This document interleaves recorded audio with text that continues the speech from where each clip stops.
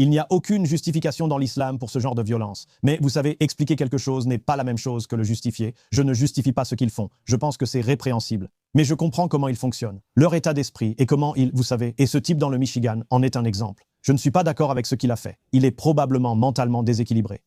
Les gens demandent ce que je ferais si je perdais ma famille. Je n'attaquerai pas une synagogue, mais certains réagissent de façon déséquilibrée après une tragédie. En Russie, on dit que nous sommes en guerre avec l'Amérique. Pourtant, je ne vois pas de Russes se faire exploser, lancer des bombes cloutées ou tirer sur des gens dans des bars partout en Amérique. Regardez ce qui se passe lorsque Mehdi Hassan est confronté à la vérité sur le terrorisme islamique. Regardez bien. Nous sommes ici depuis quelques semaines maintenant. Pendant le temps où nous avons été ici, il y a eu 4, je ne sais pas si on peut vraiment les qualifier ainsi, mais je pense qu'il y a eu 4 attentats terroristes commis par ce que nous comprenons être un islamiste.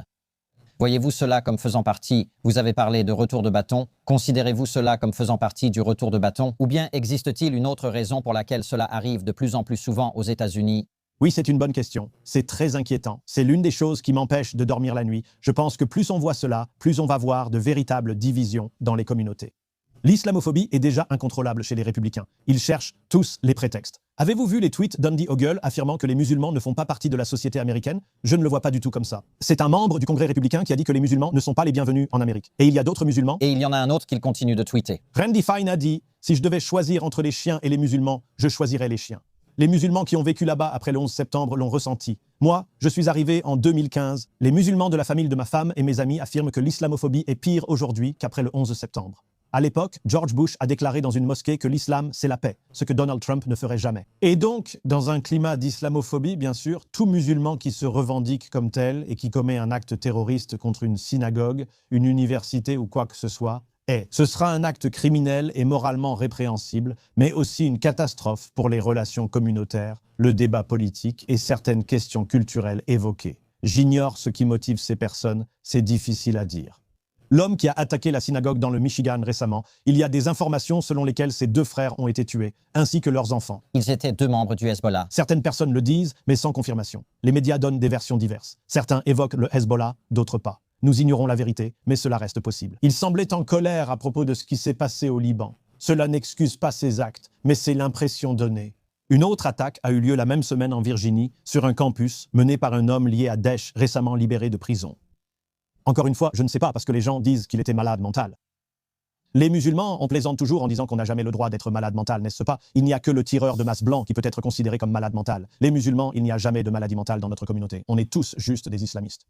Regarde, c'est un pays très violent, où la violence armée et les fusillades de masse sont devenues courantes.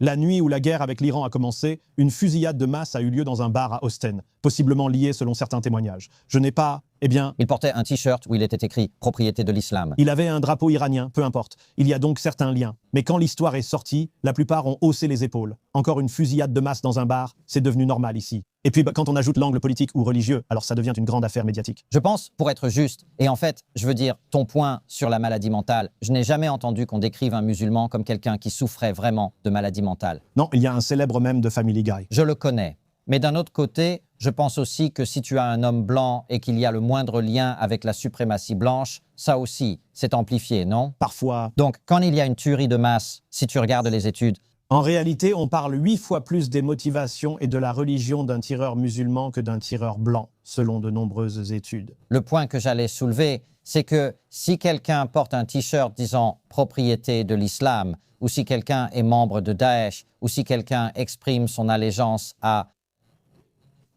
Alors, laissez-moi juste finir. Donc, si quelqu'un exprime ses opinions, il serait naturel qu'on en parle. De la même manière, si quelqu'un manifestait des convictions suprémacistes blanches lors d'une fusillade, comme le type en Nouvelle-Zélande, enfin bref. Parmi les personnes ayant attaqué le Capitole, que Trump a gracié dès le premier jour, beaucoup portèrent des t-shirts « Camp Auschwitz » et brandissaient des drapeaux confédérés. Exactement, les gens s'y sont concentrés.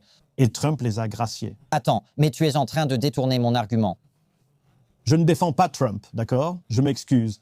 Donc, ce que je veux dire, la raison pour laquelle je t'ai posé cette question, c'est que c'est évidemment quelque chose auquel nous avons dû faire face en Europe à grande échelle. Oui. Et j'ai l'impression, je ne pense pas qu'on en parle de cette façon ici aux États-Unis, mais j'ai l'impression que ça arrive aux États-Unis. Tu es d'accord? Je crains que tu aies raison, surtout. Pourquoi cela? Je ne ramène pas tout au retour de bâton car ce n'est pas le cas. Corrélation n'est pas causalité. J'ai aussi été présentateur sur MSNBC 3 ans et demi. Je peux compter sur les doigts d'une main, je faisais 2 émissions hebdomadaires. Parfois, je faisais juste une émission chaque soir. Je peux compter sur les doigts d'une main le nombre de fois où j'ai parlé de Daesh ou d'Al-Qaïda. Pas parce que j'ignorais le sujet. Ce n'était pas une grande histoire, alors on a cessé d'en parler. On évoquait seulement l'extrême droite et les suprémacistes blancs, car le FBI les considérait comme la principale menace. On venait d'assister à une insurrection.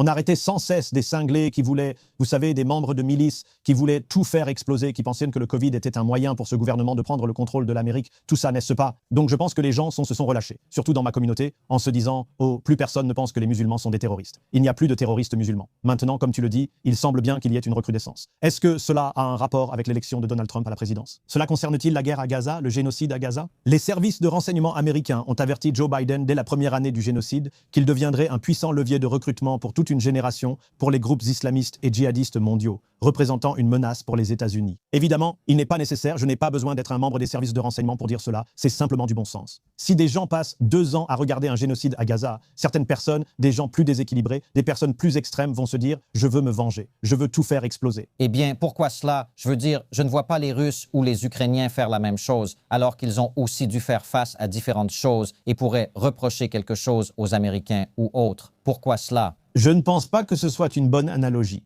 Par exemple, pourquoi un Ukrainien irait-il se faire exploser en Russie alors que leur armée combat déjà la Russie? Il pourrait dire que l'Amérique ne les a pas aidés ou que les Russes déclarent être en guerre contre eux. Je ne pense pas que l'analogie entre l'Amérique qui ne soutient pas autant l'Ukraine, même si l'Amérique a essentiellement permis à l'Ukraine de survivre, soit la même chose que l'Amérique qui entretient et finance un génocide à Gaza depuis 2 ans et demi sur nos terres. Prenons l'exemple russe. Le récit en Russie, je le sais parce que j'ai de la famille là-bas et je suis ce qui se passe en Russie. En Russie, on dit qu'on est en guerre avec l'Amérique, mais je ne vois pas de Russes se faire exploser ou lancer des bombes remplies de clous ou tirer sur des gens dans des bars américains.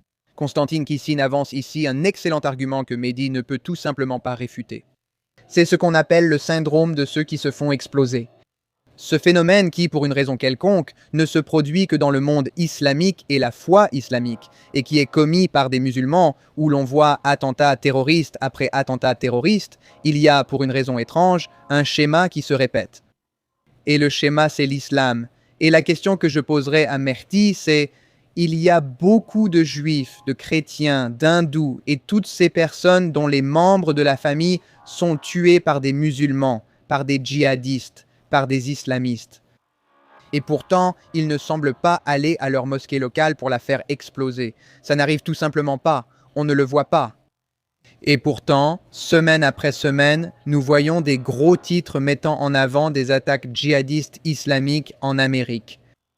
C'est un problème, il faut s'en occuper. Et je suis désolé, mais cette explication étrange qu'il donne, selon laquelle sa famille a été tuée dans une explosion et qu'il devait donc aller faire exploser une synagogue locale, ou que, vous savez, A s'est produit au Moyen-Orient et donc B se produira ici, ça ne tient pas.